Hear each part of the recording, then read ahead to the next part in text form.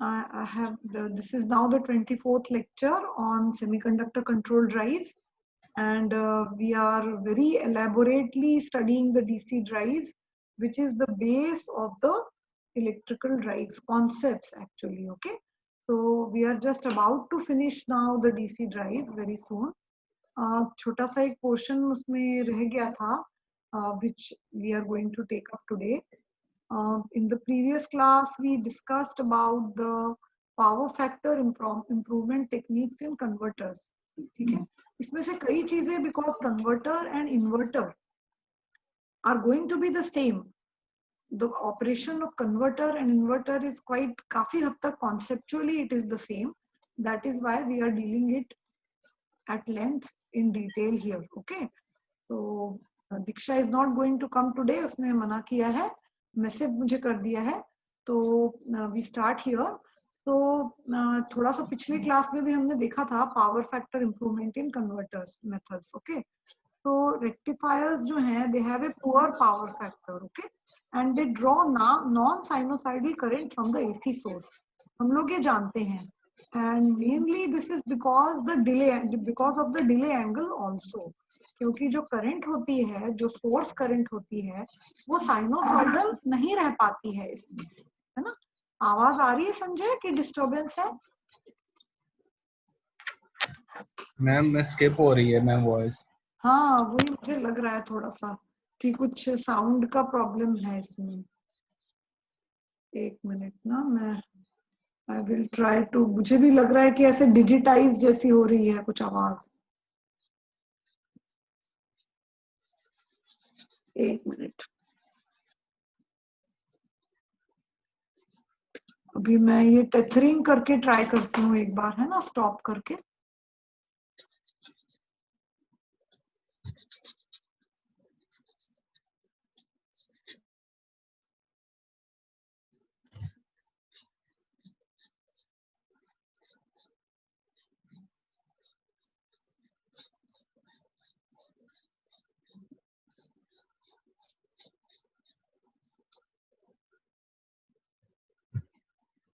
अब बताओ, आवाज क्लियर आ रही है क्या संजय? मैंने दूसरा नेटवर्क यूज किया है ना. हाँ, वही वो लग रहा था कि मेरा नेटवर्क अनस्टेबल ऐसे लिख के आ रहा था बार बार.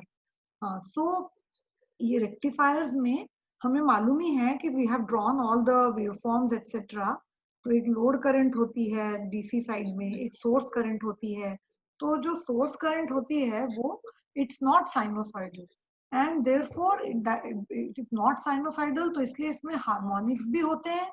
ये हम देख रहे हैं कि there are harmonics also, and there are fluctuations in the source voltage. ये सारे बहुत सारे प्रॉब्लम्स हैं कि अगर पर्टिकुलरली जो सोर्स साइड है अगर वो वीक है. वीक का मतलब होता है कि अगर सोर्स का, एसी सोर्स का इंटरनल इम्पीडेंस अगर हाई है, तो इन दैट केस ये जो है लाइन करंट में हार्मोनिक्स होते हैं, फ्लक्चुएशंस होते हैं. So we have been discussing this शुरू से ही, है ना.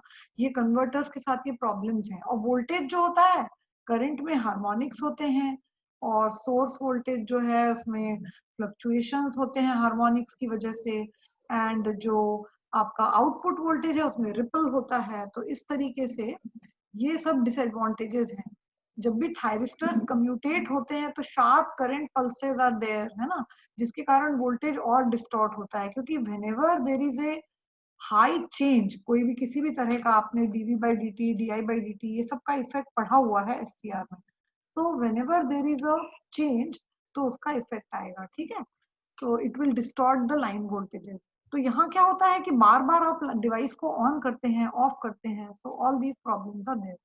The voltage fluctuations adversely affect the other loads. ये आप संजय पिछली क्लास में आप यही बोल रहे थे, है ना, कि ये जो हार्मोनिक्स और ये सब होते हैं तो ये सोर्स को करप्ट करते हैं, और दूसरे जो लोड कनेक्टेड हैं उनको भी इससे डिसएडवांटेज होता है. दैट इज वाई यूटिलिटीज जो हैं वो ये कहती हैं कि भाई तुम अपनी कन्वर्टर साइड पे कुछ भी करो, मोटर को कम लोड पे चलाओ, चाहे हाई टॉर्क पे चलाओ, चाहे आप मोटर को कम स्पीड पे चलाओ, चाहे ज्यादा स्पीड पे चलाओ, बट हमारे सोर्स को तुम डिस्टर्ब मत करो. And as far as possible they want that converter and motor, whatever may be happening to the converter and motor, but they want कि सोर्स से जो करंट आएगी वो एकदम साइनोसॉइडल होनी चाहिए, ठीक है। तो ये इसीलिए अगर सोर्स से जो करंट आएगी उसका शेप साइनोसॉइडल है तो हार्मोनिक्स नहीं होंगे, ठीक है। और अगर उसका फेज लाइन वोल्टेज के साथ है तो पावर फैक्टर भी इंप्रूव हो जाएगा। मतलब अगर वोल्टेज और सोर्स करंट अगर सेम फेज में होंगे तो पावर फैक्टर भी इंप्रूव हो जाएगा, ठीक है। या इंप्रूव क्या, वो यूनिटी ही करीब हो जाएगा, ठीक है। सो अब ये है कि what are the measures which are use, ये सारे जो ऊपर अपन ने ये सारे जो लिखे हैं, तो आज आज तो पता नहीं नेटवर्क कम है या क्या है इसमें, मुझे वो भी कोई भी, हाँ ये आ गया, अच्छा लेजर पॉइंटर भी नहीं मिल रहा। तो ऑल दीज आर डिसएडवांटेजेस है ना ऑफ द, और effects rather of power factor being low या करंट बीइंग नॉन साइनोसॉइडल। तो ये सारी चीजें 1 2 3 4 5 ये सब प्रॉब्लम्स होती हैं। अदर जो रेलवे, ये टेलीफोन या अदर कम्युनिकेशन लाइंस हैं उनके साथ इंटरफेरेंस भी होता है, इलेक्ट्रोमैग्नेटिक इंटरफेरेंस जिसको अपन EMI बोलते हैं, है ना। और बाकी ये सब प्रॉब्लम्स तो हैं ही पावर फैक्टर लो होने से। तो व्हाट आर द टेक्निक्स, तो मोस्टली 3 फेज ब्रिज कन्वर्टर्स में ये फॉलोइंग टेक्निक, 3 टेक्निक्स अपन लोग यूज करते हैं for improving the power factor. पहला जो है इट इज विथ कंट्रोल्ड फ्लाईव्हीलिंग, दूसरा जो है वो ऑपरेशन विथ फ्लाईव्हील डायोड है, और तीसरा जो है that is operation with pulse width modulation, PWM, ठीक है। रेक्टिफायर्स में भी PWM होता है, इन्वर्टर्स में भी होता है जो ब्रिज इन्वर्टर्स है, ठीक है। तो PWM का मेन पर्पस इन्वर्टर के केस में ये रहता है कि आउटपुट AC में हार्मोनिक्स जो है वो बिल्कुल कम हो जाए और हायर ऑर्डर हार्मोनिक्स जो है, लोअर ऑर्डर हार्मोनिक्स टोटली खत्म हो जाए। जब हम इन्वर्टर में PWM करते हैं तो देन आवर टारगेट इज कि 5th 7th 9th ये सब हार्मोनिक्स बिल्कुल गोल हो जाए और जो लोएस्ट ऑर्डर हार्मोनिक बचे वो 11th या 13th बचे। तो इन्वर्टर में कौन सा सबसे छोटा हार्मोनिक प्रेजेंट है उससे उसकी मेरिट डिसाइड होती है। इफ यू हैव 2 इन्वर्टर्स और एक इन्वर्टर में जो है lowest order harmonic is let us से 13th और एक में lowest order harmonic is 15th या 17th, तो 17th वाले को प्रेफर किया जाएगा क्योंकि जितना हायर ऑर्डर हार्मोनिक प्रेजेंट रहेगा, मतलब उसका मतलब 17th है, इसका मतलब उसके नीचे के कोई है ही नहीं। तो जितने लोअर ऑर्डर हार्मोनिक्स है they are more dangerous, you all know that. कि अगर थर्ड हार्मोनिक तो बिल्कुल ही मतलब उसको तो नॉर्मली कनेक्शन से ही अपन करके हटा देते हैं, because we connect the mind somewhere we put a delta और something, so that third harmonic तो गायब ही हो जाता है, कनेक्शन से ही गायब हो जाता है लाइन में से, ठीक है।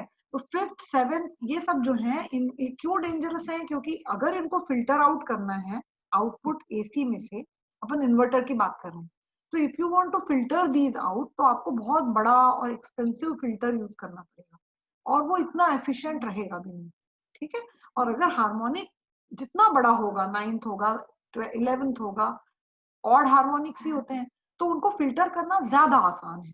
तो दैट इज वाई हम कोशिश करते हैं कि इन्वर्टर के अंदर ही कुछ ऐसा मैकेनिज्म हो कि उसमें लोएस्ट ऑर्डर हार्मोनिक जो प्रेजेंट हो वही, बहुत सारे लो ऑर्डर हार्मोनिक तो हो ही नहीं, ठीक है। इस तरीके से हायर ऑर्डर हार्मोनिक्स जो है वो अगर रहेंगे तो कोई प्रॉब्लम नहीं है, that is preferable. So this is, ये तीनों आज हम शॉर्ट में जल्दी जल्दी पढ़ लेंगे, थोड़ा थोड़ा डिस्कस किया था। अब इन तीनों को अगर कंपेयर करें, सो ये फर्स्ट 2 को अगर कंपेयर करें तो basically operation with free wheel diode अपन लोगों ने पूरा पढ़ा हुआ है, negative excursions are removed by free wheeling diode, है ना, ये पढ़ा हुआ है। कंट्रोल फ्लाई व्हीलिंग भी वही चीज करता है। PWM एक एडिशनल चीज भी करता है, PWM 2 काम करता है, नेगेटिव एक्सकर्शंस तो इसमें होते ही नहीं है, खैर साथ में ये पावर फैक्टर को भी यूनिटी करता है, जो यहाँ इन बचे हुए शुरू में 1 2 में नहीं होता है।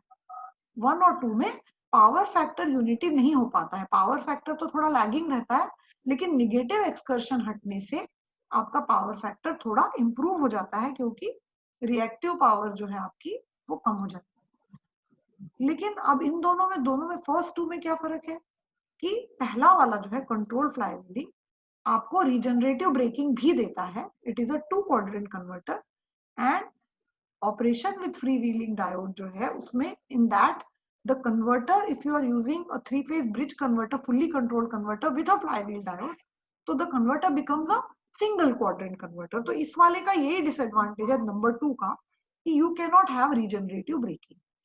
But if your application is such where only motoring operation is required, then you will go for freewheeling diode option, because it will be much easier to implement, less complex.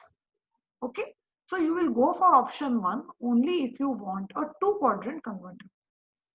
और naturally pulse width modulation जो है, pulse width modulation में the power factor can be unity, and बाकी तो कोई control आप कुछ भी कंट्रोल कर सकते हैं. We will see you can operate it in different ways, different manners.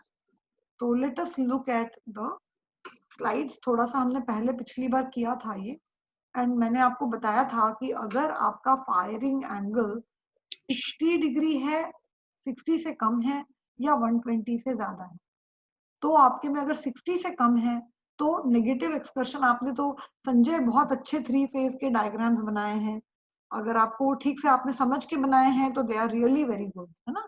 You have made them very well. बस जब एग्जाम में बनाएंगे तो एक कंडक्शन टेबल बना देना, जैसे मैंने स्लाइड्स में बना के दी है कि T1 कब से कब तक कंडक्ट कर रहा है ना, वो बना देना. But you have really drawn them very well, all the waveforms, there was not even a single mistake. Okay, तो आपने देखा होगा उसमें कि जब फायरिंग एंगल 60 तक होता है तो एग्जैक्टली आपका कम्यूटेशन ऐसे होता है कि एक्स एक्सिस पे ही रहता है वेवफॉर्म, नीचे नहीं जाता है, नेगेटिव नहीं आता. Similarly if the firing angle is greater than 120, तो 90 के बाद तो इन्वर्जन होने लगेगा. इन्वर्जन का मतलब हो गया कि desirable is negative voltage, we don't want positive excursions, है ना, बिकॉज ऑन.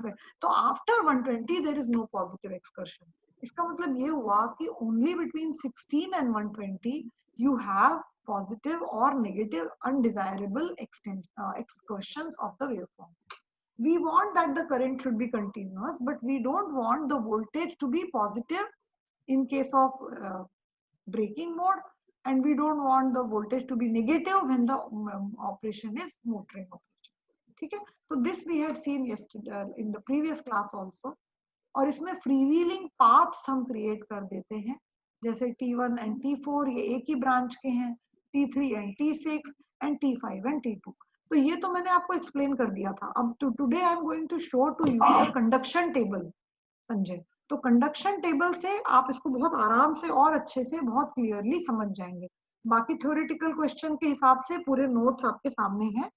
एग्जामिनेशन में आपको 3 फेज ब्रिज कन्वर्टर के लिए भी एक क्वेश्चन आ सकता है 7 नंबर का, और ये जो PWM और ये सब है, पल्स विड्थ मॉड्यूलेशन या कंट्रोल फ्लाईव्हीलिंग, इससे रिलेटेड भी आ सकता है. ठीक है, तो इस तरह से 2 क्वेश्चन जो इसमें बड़े बड़े आ सकते हैं, और या फिर इनमें से कोई छोटे छोटे क्वेश्चन भी आ सकते हैं.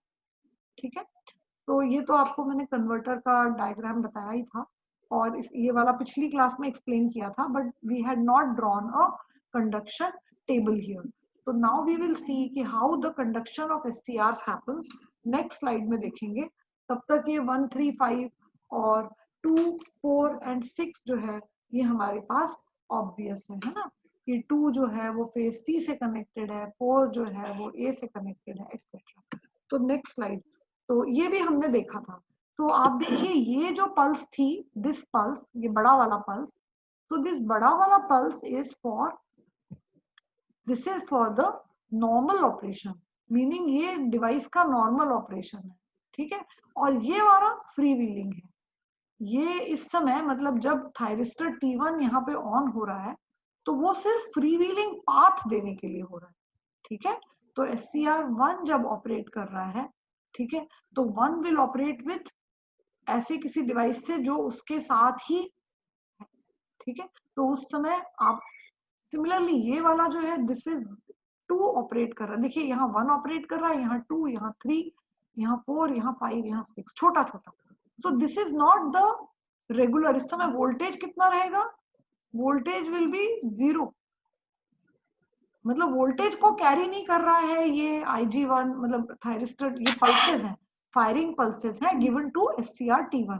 सो नो वोल्टेज इज बीइंग, मतलब VAB, VCB, VBVC ये कुछ नहीं आ रहा है इस समय. ये सिर्फ करंट को कंटिन्यूस पाथ देने के लिए. वोल्टेज कब आएगा, जब ये ऐसे काम करे. ठीक है, व्हेन इट इज पूरा 120 डिग्री तक इसको आपने पल्सेस दी हुई है.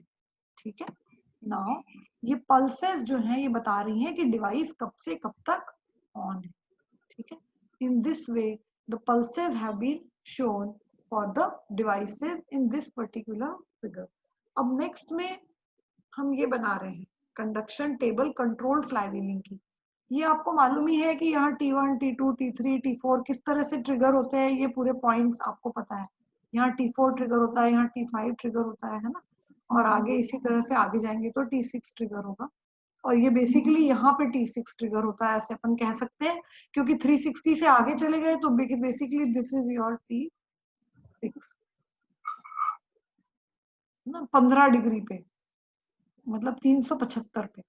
तो नाउ अगर आप देखेंगे कि इस जगह पर फायरिंग एंगल जो है वो 50, ये 75 डिग्री जो है वो फायरिंग एंगल है, ठीक है, फायरिंग एंगल इज 75। और इसके लिए मैंने पूरी टेबल बनाई है, पहले we will see the table and then we will be able to understand this. तो यू सी, ये चीज पिछली बार नहीं थी। तो for alpha is equal to 75, ये हमने पहले पूरी एक टेबल बना ली कि कौन सा डिवाइस कब तक कंडक्ट करेगा, T1 कब से कंडक्ट करेगा, T2 कब से। तो T1 कब से कंडक्ट करता है, 60 प्लस अल्फा से करता है, ठीक है। तो 60 प्लस 75 मतलब T1 कंडक्ट करेगा 135 से, कब तक कंडक्ट करेगा, 135 में 120 डिग्री जोड़ दीजिए आप, तो हो गया 255। सिमिलरली ये वाला 120 से कंडक्ट करता है ना, T2 conducts from omega t is equal to 120, 120 में 75 जोड़ दीजिए तो ये इसका हो गया। तो मतलब what you have done is that in the previous slide ये है आपका angles, so you have added, this is your T1 firing point, this is your T2 firing point, so you have added plus 75 to this because alpha is 75, so naturally यहाँ से 75 degree पे आपका T1 on होगा, इस तरीके से आपका काम चलेगा, है ना। तो आप यहाँ से देखिए आपका T1 यहाँ जाके बेसिकली ट्रिगर हो रहा है because the angle is 75 anyway. तो लेट्स सी, तो ये टेबल आपको संजय, ये वाली टेबल समझ में आ गई कि ये टेबल कैसे बनाई हमने? यस ये क्लियर है बिल्कुल, ठीक है। तो अब आपको पेयर्स देखने पड़ेंगे कि इनमें से दोनों में से आपको पेयर करना है, और ये हो गया नॉर्मल पेयर, ये भी संजय को पता है क्योंकि आपने ये ड्रॉ किया है, ठीक है। Each pair will conduct for 60 degree, ठीक है, this you know that each pair will conduct for 60 degree, this is for normal operation, means not controlled flywheeling. तो ये आपको मालूम है कि 15 डिग्री से अपन शुरू करेंगे ना, ये जब इधर 315 और इस तरह चला गया तो इस हम देखेंगे कि T5 और T4 कंडक्ट करेंगे, है ना, क्योंकि इस जगह पे 315 से लेके 360 तक T4 कंडक्ट कर रहा है, इसका मतलब 0 डिग्री पे T4 ऑन है ना, 0 डिग्री जब आ रहा है तो T4 ऑन है, और कौन ऑन है, T5 भी ऑन है 0 डिग्री पे। तो इसी वजह से अपन ने 15 से ले लिया साइकिल और 15 पे खत्म कर दिया। तो 15 से लेके 75 तक T4 और T5 ऑन है, उसके बाद T5 T6 ऑन है, इस तरीके से इनका एक सीक्वेंस बनता जाएगा। यहाँ 75 है तो यहाँ भी 75 आ जाएगा, है ना, यहाँ 135 है तो 135 से स्टार्ट होगा, 195 से स्टार्ट होगा, एंड सो ऑन। तो ये वाली चीज से you are familiar, you know all, ठीक है। ये इसी से आ गया, ये वाला टेबल आपने बना लिया तो इससे ये आ गया।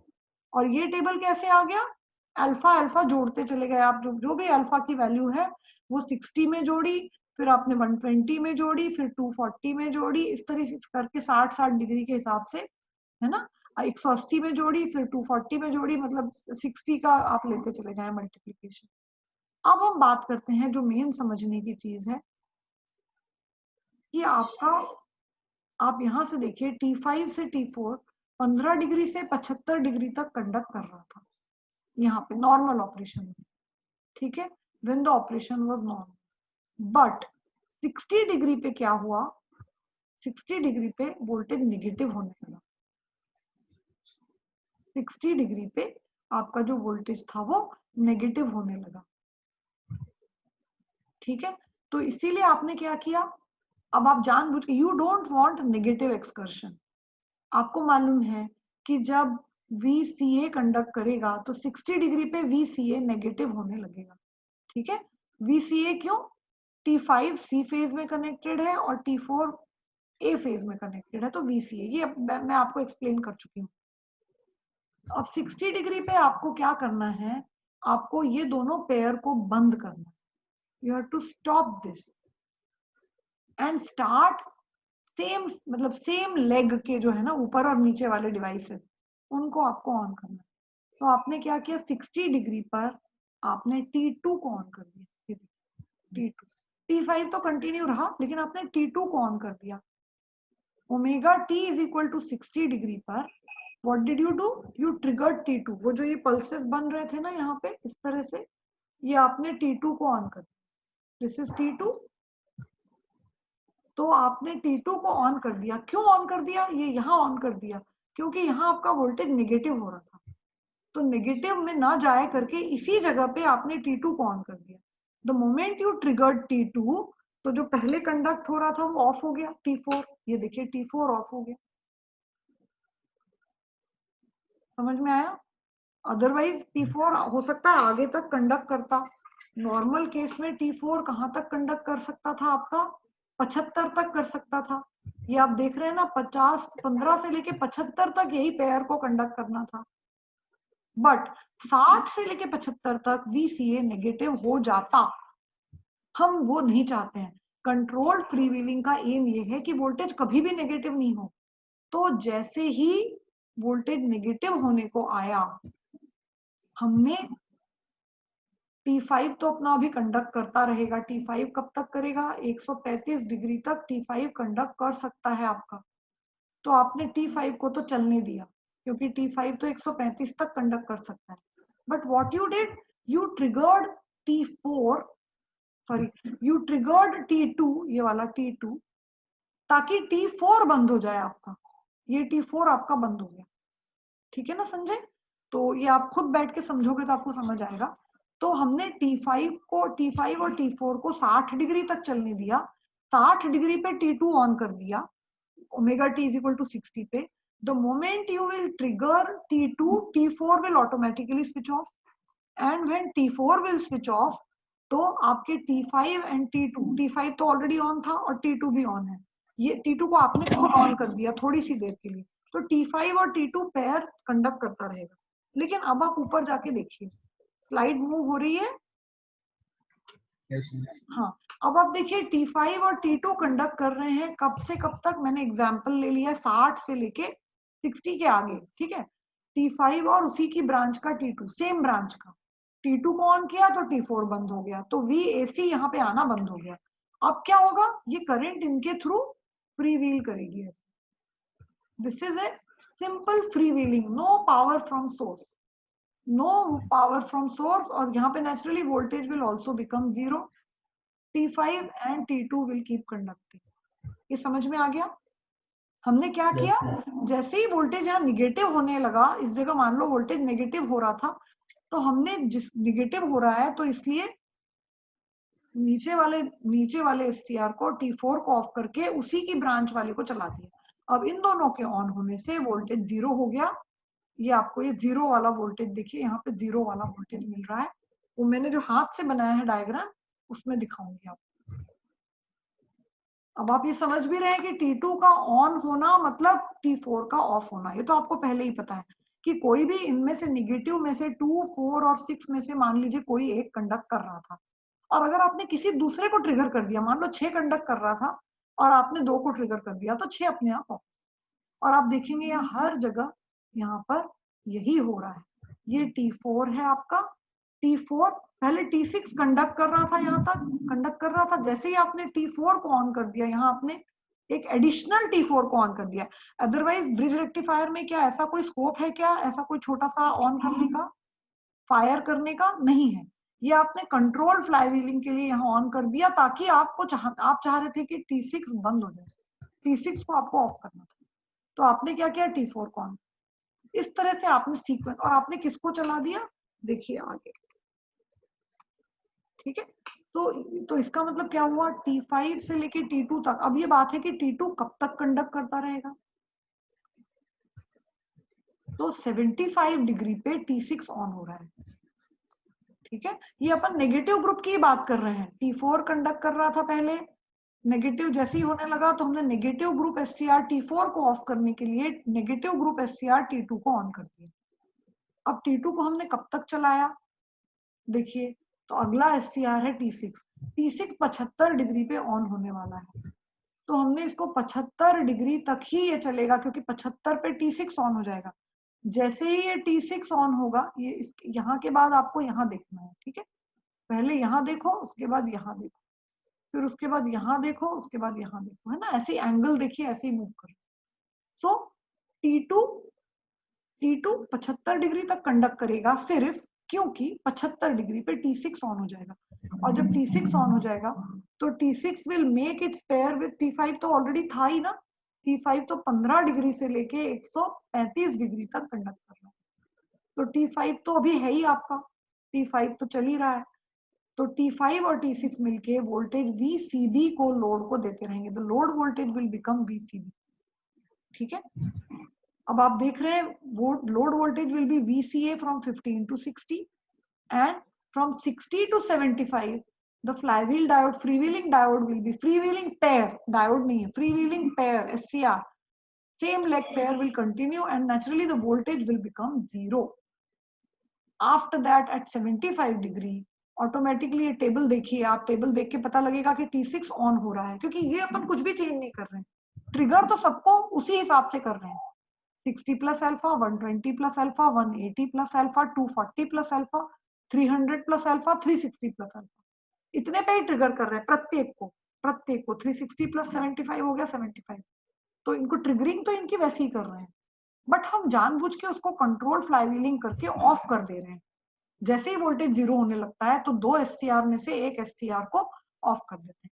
अब यहाँ पे भी यही हुआ, T5 एंड T6 कंडक्ट कर रहे थे 75 से लेके आगे तक, voltage was VCB, but you will observe from the 3 phase voltage waveform कि VCB जो है वो 120 डिग्री पे नेगेटिव होने लगता है। तो जैसे ये नेगेटिव होने लगा, अब की बार आपको T5 को बंद करना है। T5 बहुत चल गया, यहाँ पे भी T5, यहाँ पे भी देखो T5, है ना, और यहाँ पे भी T5। अब T5 का रोल खत्म हो गया, अब हमें T5 को बंद करना है। अब अगर हमें T5 को बंद करना है तो मतलब क्या करना पड़ेगा, T6 के पास, T6 के साथ जो पॉजिटिव ग्रुप SCR है उसको ऑन करना पड़ेगा। तो T6 के साथ, T6 is connected in with T3, है ना, T6 is connected with T3. Look at this diagram. With T6 there is T3. तो अब आपने T5 को रिलीव कर दिया और T6 और T3 से यही ऐसे ही फ्री व्हीलिंग पाथ बना, पाथ था वो अब T6 और T3 से आगे, और रिलीव किसको कर दिया, T5 को। और क्योंकि in any case T5 135 degree पे तो बंद होने ही वाला था, तो वो थोड़ा पहले ही बंद हो गया, 120 पे ही उसको अपन ने, 120 डिग्री पे ही उसको अपन ने बंद कर दिया। तो नेचुरली फिर 120 से लेके 135 तक, मतलब 15 डिग्री तक ये दोनों फ्री व्हीलिंग, ये वाले कंट्रोल्ड फ्लाई व्हीलिंग वाले डिवाइस ऑन रहे एंड वोल्टेज नेचुरली 0 रहा, ठीक है। सेम वे में साइकिल चलता जाएगा। अब अपन ने क्या किया है, T3 कंडक्ट किया है ना, T3 यहाँ पे कंडक्ट कर रहा है, लेकिन T3 वोल्टेज के लिए नहीं है, T3 किस लिए है, यहाँ पे फ्री व्हीलिंग के लिए। पॉजिटिव ग्रुप SCR कौन सा था, T5 था, T5 के साथ T2 था, यहाँ पे T5 था, ठीक है। अब उसके बाद हमने T5 को हटा दिया और T6 नेगेटिव ग्रुप था, तो हमने उसके साथ जो है T3 को पॉजिटिव ग्रुप से हम ले आए और T6 और T3 ने फ्री व्हीलिंग करी। लेकिन अब T3 ऑफ करना है हमें, T3 अभी नहीं ऑन होगा, क्योंकि T3 का कौन सा है कंडक्शन पीरियड, 255 डिग्री, है ना। अभी तो अपन 135 डिग्री पे ही पहुंचे हैं, तो 135 डिग्री पे और कौन सा वाला आने वाला है, अब T1 आएगा ना 135 पे, तो ये 135 पे आपको T3 को ऑफ करना है। अब तो इसको T3 को ऑफ करने के लिए, T3 पॉजिटिव ग्रुप से है, तो आपने पॉजिटिव ग्रुप SCR T1 को ऑन कर दिया, मतलब T1 हो ही रहा था ऑन, T1 ऑन होगा तो T3 ऑफ हो जाएगा और T1 एंड T6 कंडक्ट करेंगे। ये देखिए T1 एंड T6, तो आप देखिए कि रिले रेस टाइप का है इसमें। अब T1 एंड T6 135 से लेके 180 तक करेंगे, तो एक्चुअली में ये ज्यादा कर सकते थे, है ना। T6 जो है वो 195 तक कर सकता था। यहाँ आप देखिए T1 और T6, ये है T1 T6, ये 195 तक कर रहे हैं, लेकिन यहाँ वो नहीं करेंगे, ठीक है। और अगर आप इसको वोल्टेज वेवफॉर्म बनाएंगे तो और इजीली समझ में आएगा। तो हमने यहाँ 15 डिग्री से कहानी शुरू की थी और 15 डिग्री पे ही जाकर खत्म कर, ठीक है। एक पूरा कंप्लीट साइकिल हमारा हो गया। एंड अब इसी के अगर आप डायग्राम, इसी को अगर आप मिला के देखेंगे तो ये अपना डायग्राम, ठीक है। फिर से देखिए, T5 और T4 मतलब VCA कंडक्ट कर रहा था जब अल्फा की वैल्यू 75 डिग्री थी, तो 15 डिग्री से लेके 60 डिग्री तक VCA था। तो आप ये देखिए VCA जो है वो आपका 15 से लेके 60 डिग्री तक आपका VCA जो है वो आ जाएगा। This is your VCA voltage, ये वाला, ये है ना आपका VCA। ये तो अगर इस साइड पर खींचेंगे तो VCA, हाथ सही नहीं चल रहा, ये VCA है ना, ये VCA, ठीक है। तो 15 डिग्री से लेके 15 डिग्री से लेके कहाँ तक, 60 तक। अब आप देख रहे हैं अगर 60 के आगे, असली में अगर आप टेबल से देखेंगे, नॉर्मल टेबल से, कंट्रोल फ्लाईव्हीलिंग की नहीं, तो आप देखेंगे कि एक्चुअली और यहाँ तक ये कंडक्ट कर सकता था ऐसे, लेकिन हमें ये पोर्शन हटाना था। We wanted to remove this portion. Okay, we didn't want to have this portion, so that is why what we did, इस जगह पे हमें ये पोर्शन हटाना था। तो हमने देखा कि कौन कौन से डिवाइसेस कंडक्ट इस समय कर रहे हैं, है ना। इस पे जो है T6 कंडक्ट कर रहा था, VCA का मतलब हो गया T6 कंडक्ट कर रहा था, और T4 कंडक्ट कर रहा था। तो हमने T4 को ऑफ कर दिया। बाकी वहां टेबल से 60 डिग्री से लेके 75 डिग्री, 15 डिग्री तक ये वोल्टेज 0 हो गया, क्योंकि T6 तो कंडक्ट कर ही रहा था। यहाँ पे T6 और A फेज में कौन सा कंडक्ट है, 2, 4 और 6, तो T6 और T4 कंडक्ट कर रहे थे, है ना। तो हमने यहाँ पे T4 को ऑफ करने के लिए, अगले में अगर आप देखेंगे, हमने इसको ऑफ करने के लिए इस जगह पर हमने दूसरा डिवाइस जो है वो ऑन कर दिया। T5 और T4 कंडक्ट कर रहे थे, VCA C फेज में कौन सा कनेक्टेड है। तो इस तरीके से ये पूरी आपकी टेबल, इसमें आप देख रहे हैं कि अल्फा इज इक्वल टू 70, ये डायग्राम में क्लियरली दिख जाता है, क्योंकि हमें नेगेटिव करना ही नहीं है, ठीक है, नेगेटिव करना ही नहीं है। तो एक, अगर आप एक बनाएंगे तो बाकी यू विल सी कि all are symmetrical, all devices are symmetrical. ये सॉरी, ये T5 यहाँ पे ऑन हो रहा है, ये जब VCA है तो T5 कंडक्ट करेगा ना, ये T5 है। इस जगह पे T5, VCA पे T5 कंडक्ट करता है, मैंने गलती से 6 लिख दिया यार। तो T5 और T4 कंडक्ट कर रहे थे। T5 के लिए अभी जिसका कंडक्शन अभी बचा हुआ है, जैसे T5 को 135 तक जाना है, तो इसलिए आप T5 को चलने देंगे, और T2 की जगह T6 को ऑन कर देंगे। वो ऑन क्या कर देंगे, T6 खुद ही ऑन हो ही रहा है 75 डिग्री, सेम चीज पूरी चलेगी, ठीक है। सो नेक्स्ट में आपको संजय, आपको असाइनमेंट है, ये कंट्रोल्ड फ्लाईव्हीलिंग का बनाना है आपको, ठीक है।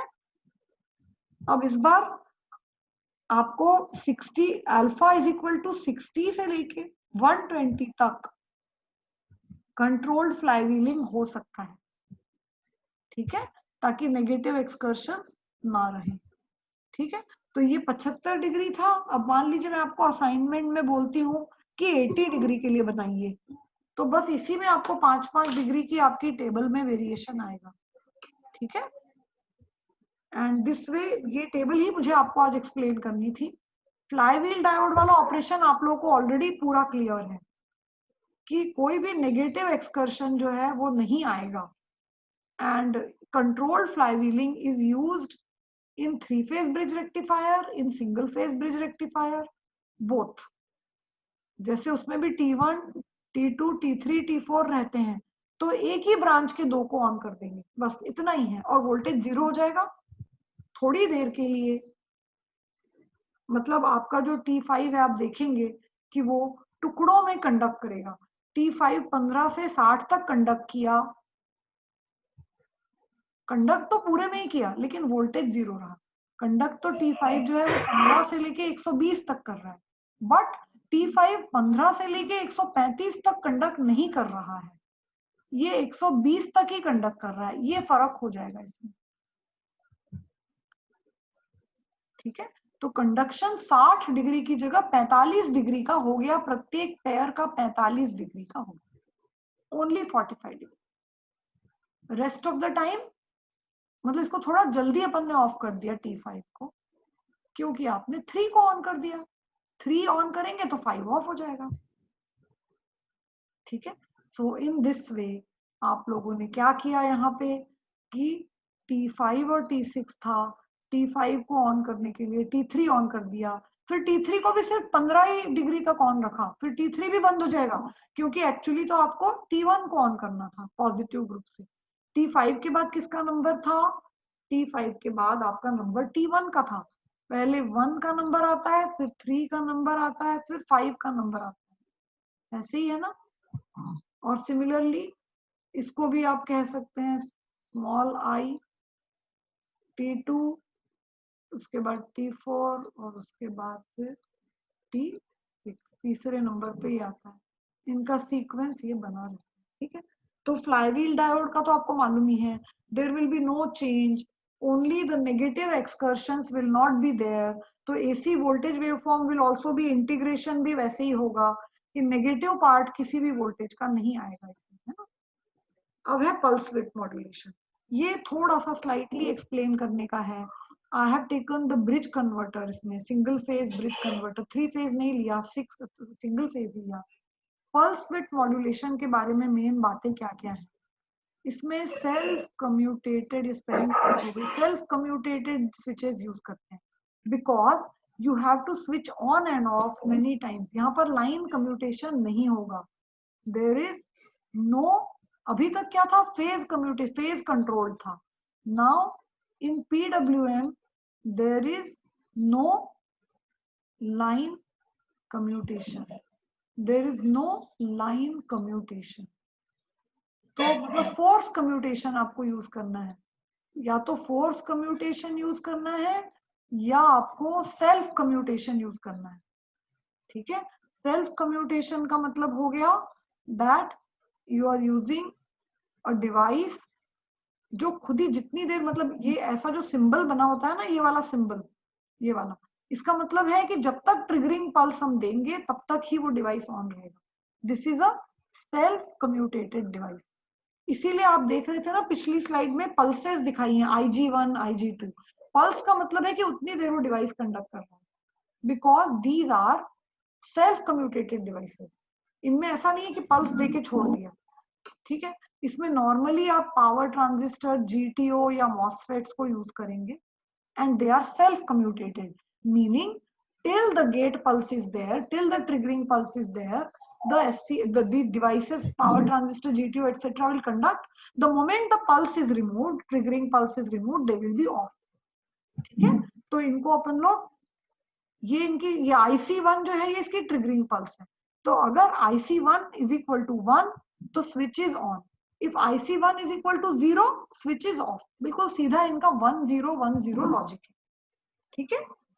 And we don't use all 4 self commutated devices, because आपको पेयर में चलाना है, तो आप इसको कंट्रोल करके इन दोनों पेयर को कंट्रोल कर सकते हैं। तो कॉस्ट बचाने के लिए you use 2 self commutated semiconductor switches, self controlled भी बोलते हैं उनको, जो ये सब हैं, एंड 2 नॉर्मल SCRs, ठीक है। तो self commutated switches S1 and S2 must have reverse voltage blocking capability.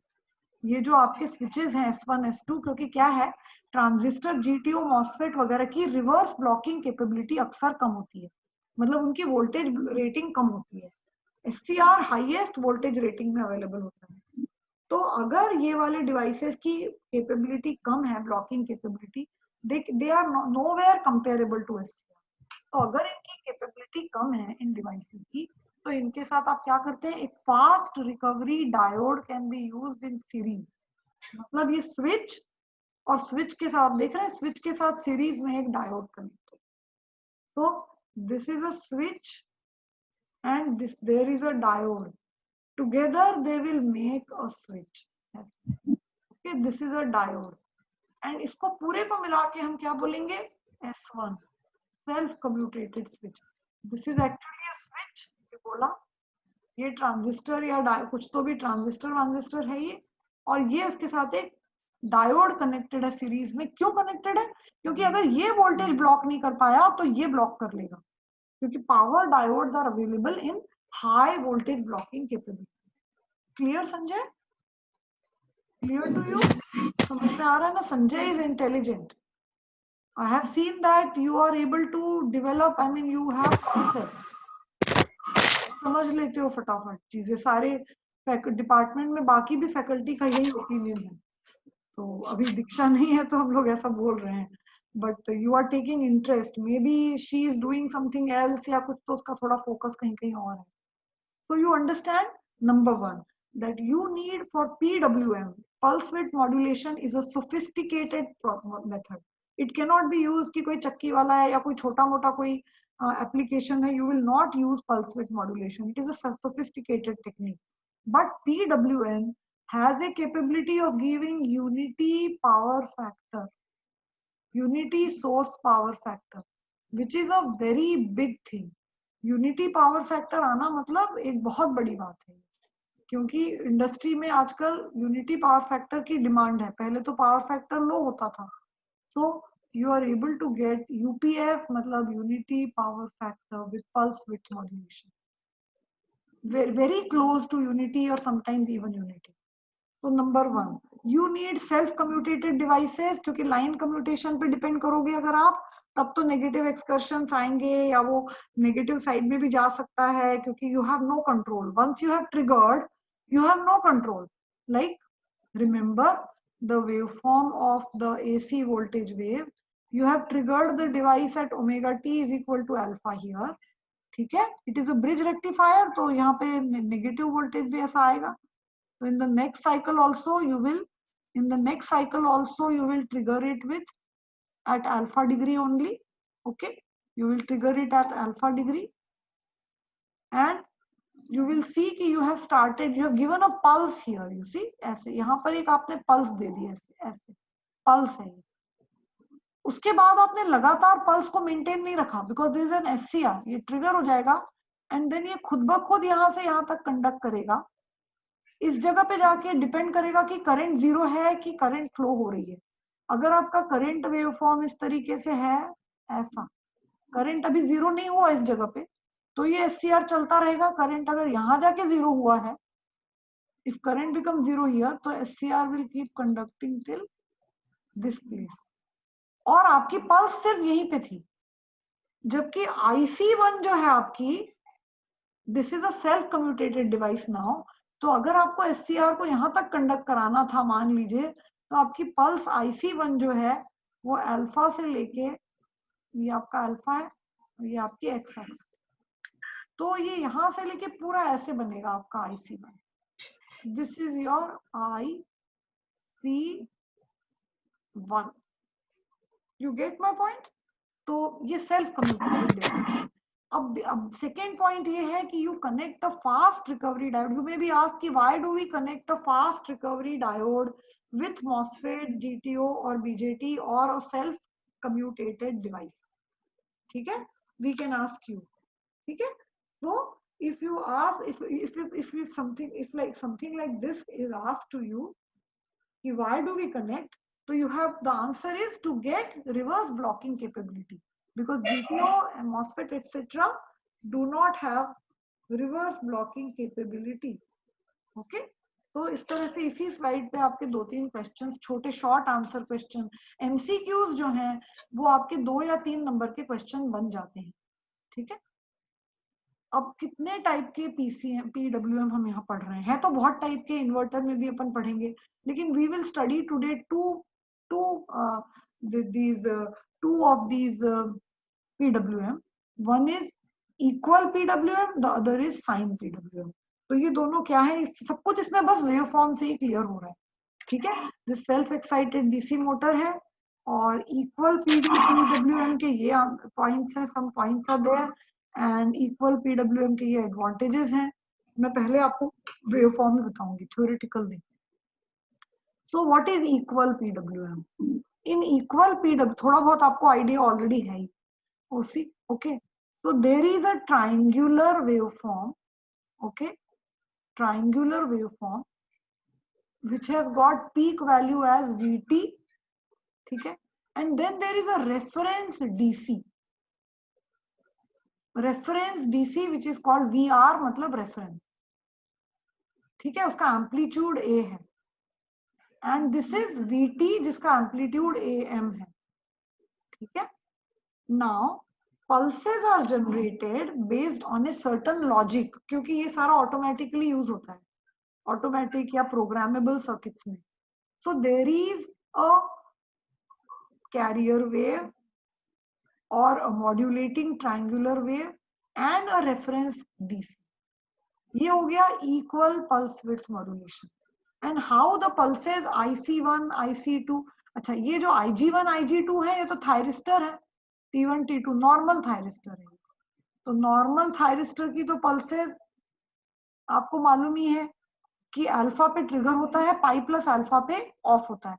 तो नॉर्मल थायरिस्टर अल्फा पे ट्रिगर हुआ और पाई प्लस अल्फा तक कंडक्ट हुआ, तो इसकी तो पल्सेस ऐसी चलती रहेंगी T1 और T2 की। लेकिन ये आपका कंट्रोल जो है वो किसके थ्रू हो रहा है? IC1 और IC2 के। तो IC1 IC2 के थ्रू आप देखिए क्या कर रहे हैं, आप पल्सेस को ऑन ऑफ कर रहे हैं। ये पल्स IC1 ऑन ऑफ नहीं हो रही है, आपकी डिवाइस भी ऑन ऑफ हो रही है। जो सेल्फ कम्यूटेटेड डिवाइस S1 है, IC1 किसको ट्रिगर कर रही है? डिवाइस S1 को। तो डिवाइस S1 भी ऑन ऑफ हो रही है। जैसे ये ऑन हो गई तो ये वोल्टेज यहाँ आ गया, देखिए ऑफ हो गई तो वोल्टेज 0 हो गया, ये ऑन हो गई तो वोल्टेज आ गया, ऑफ में फिर वोल्टेज 0 हो गया, ठीक है। और जो दूसरा वाला नेगेटिव ग्रुप SCR है नीचे वाला, उसके केस में कहाँ आ जाएगा? सेकेंड वाले में आ जाएगा, ऐसे सेम। तो ये ऑन है तो ये ऑन हो गया, ये ऑन है तो ये ऑन हो गया, देखिए ये ऑन तो ये ऑन, ये ऑन तो ये ऑन, ये ऑन तो ये ऑन, ठीक है। एंड अगर आपको ऑफ करना है तो आपका अकॉर्डिंगली ऑफ वाले में भी है, देखिए ये ऑफ तो ये वोल्टेज भी ऑफ, ये ऑफ तो ये वोल्टेज भी ऑफ, ये ऑफ तो ये वोल्टेज भी ऑफ। इस तरीके से ये नेगेटिव हाफ साइकिल के लिए आपका स्विच 2 वर्क कर रहा है, IC2 के कंट्रोल से स्विच 2 वर्क कर रहा है। और इस तरीके से ये दोनों, एक स्विच इस चीज को कंट्रोल कर रहा है, एक इसको कंट्रोल कर रहा है, and you are getting a voltage waveform. ये डीसी है, याद रखिए ये डीसी मोटर वाला है ना, तो this is a DC voltage.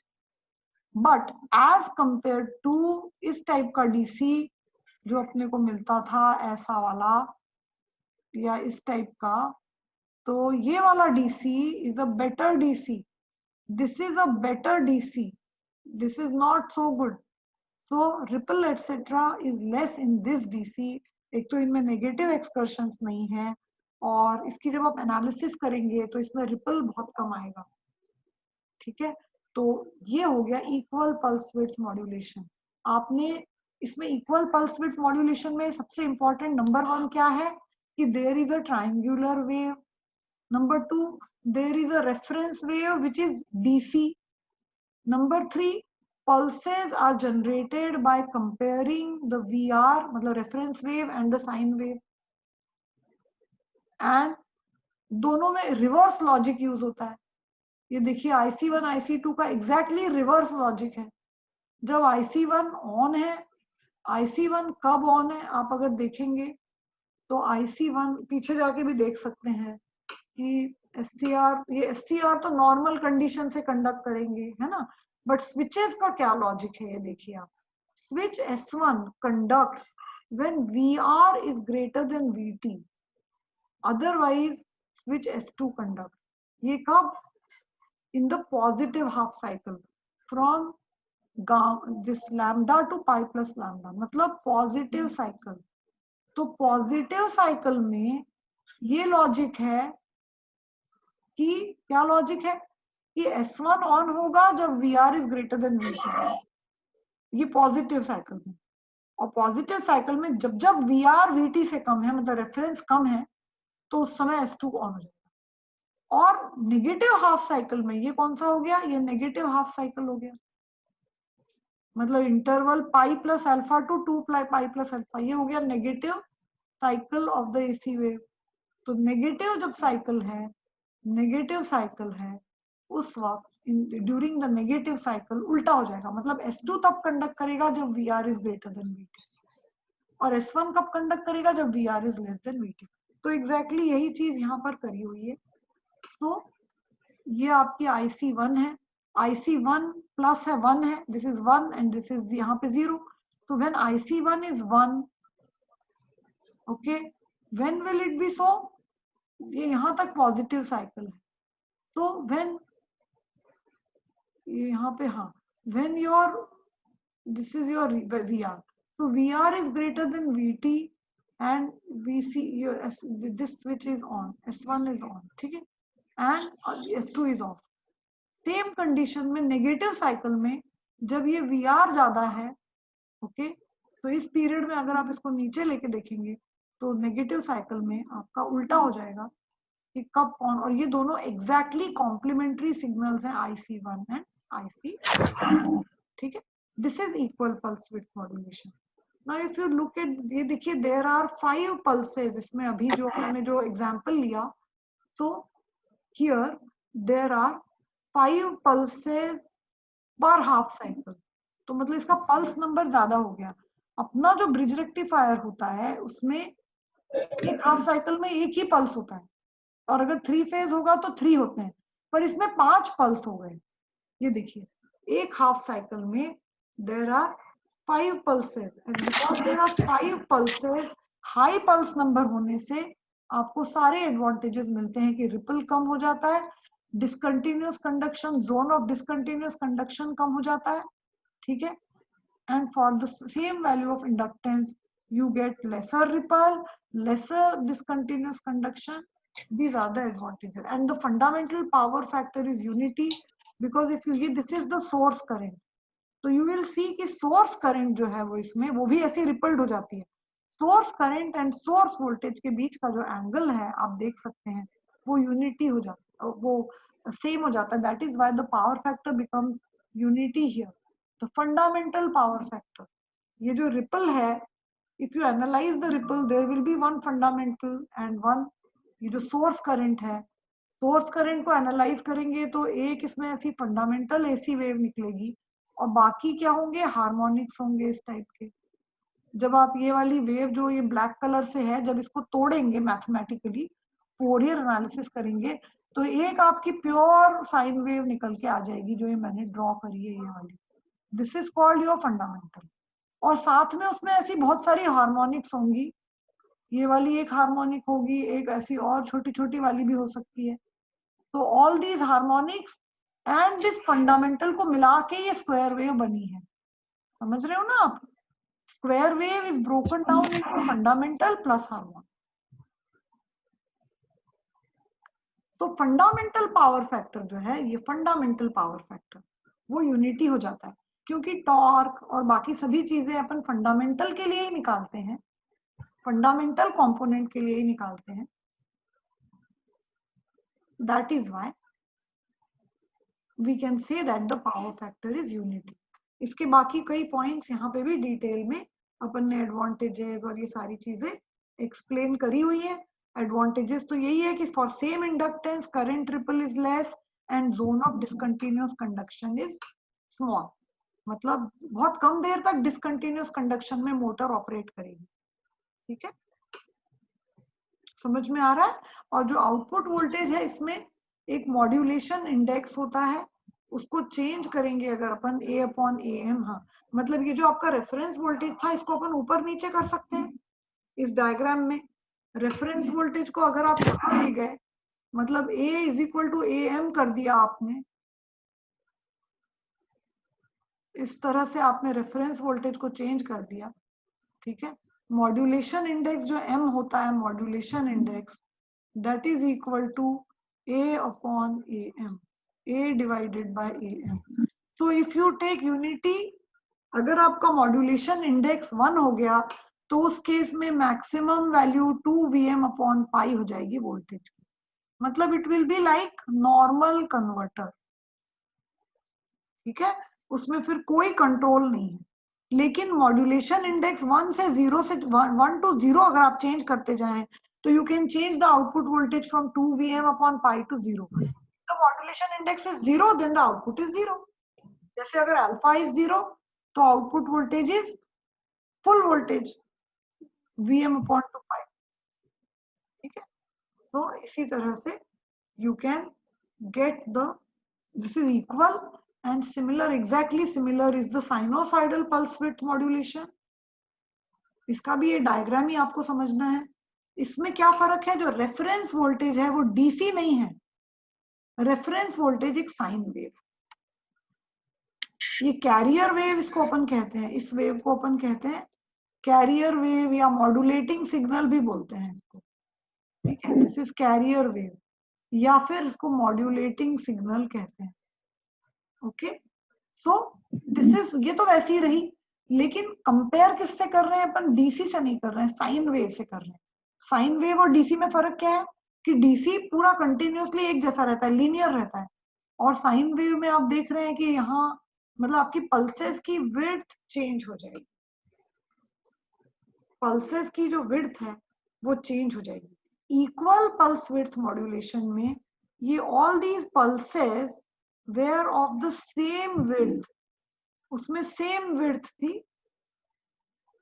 Same थे, सेम इक्वल में सेम विड्थ थी, okay, but here it is different.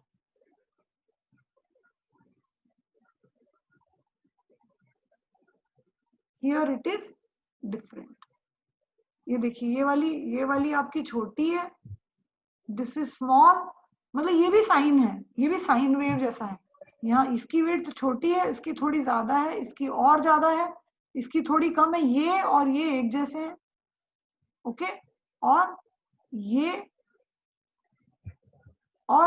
एक जैसे हैं, क्योंकि साइन वेव में सिमेट्री होती है, और ये सबसे चौड़ा है बीच वाला, तो that is why this is called sine PWM. बाकी बिल्कुल सेम है कि IC1 कब जनरेट होगा आपका, व्हेनेवर योर, जितनी देर, ये इतनी देर के लिए आपका IC1 जनरेट होगा, when your VR is greater than your VT, ये आपका रेफरेंस है, ये VT है। जैसे आप देखेंगे इस जगह पे VR is greater than VT, तो ये आपकी पूरी वेव देखो आई हुई है, ये वाला यहाँ से यहाँ, VR is greater than VT. So when VR is greater than VT in the positive cycle, then your device IC1 is on. And in the negative cycle, it will be opposite. मैंने कहीं उल्टा तो नहीं लिख दिया है इसमें, check कर लेना है ना, डायग्राम से चेक कर लेना। ये एक minute, VR is equal to when VR is greater than VT, जैसे यहाँ पे भी हम देख रहे हैं, ये नहीं, यहाँ पे तो VT is greater than VR, हाँ ठीक है ना, ठीक है। When VR is greater than VT, like this portion, then switch S1 will be on in positive cycle, और negative में उल्टा होगा, तो meaning VR is greater than, हाँ वही लिखा है कि when VR is greater than VT in positive cycle, S1 will be on. When VR is less than VT in positive cycle, तो S2 will be on. Negative cycle में उल्टा, when VR is greater than VT, then switch S2 will be on, and when VR is less than VT, S1 will be on. So I think this is clear here. This is all about these two types of sinusoidal and equal pulse width modulation. ठीक है, संजय आपको boring तो नहीं लगता है? मेरे को लगता है शिक्षा बहुत बोर होती रहती है। I hope you are not getting bored, क्योंकि लेक्चर लंबे लंबे हो जाते हैं कई बार।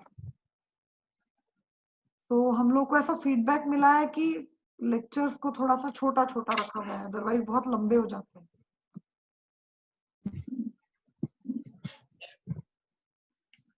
So you have understood this PWM?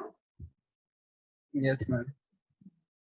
ठीक है, बिकॉज आपके क्या है, vector control and all those units are actually going to be very small. उनमें कंट्रोल्स और synchronous machine, they are all going to be very small. There are concept but content ज्यादा नहीं है. ठीक है. So this was all about sinusoidal pulse width modulation. And कुछ और भी पैरामीटर्स वगैरह है वो देखेंगे, बाद में करेंगे डिस्कस, है ना. So I will close the class here now. And इस बार मैंने आपको बताया ही था कि आपका क्विज जो है वो पूरा रिवीजन है. तो do you want me to revise tomorrow? तो मैं आप लोग को कल थोड़ी देर, आधे घंटे में आपको पूरे जितने भी अभी तक 6-7 क्विज हुए हैं, तो हम लोग जल्दी जल्दी उसको एक बार रिवाइज कर लेंगे. You want that? Yes ma'am. ठीक है.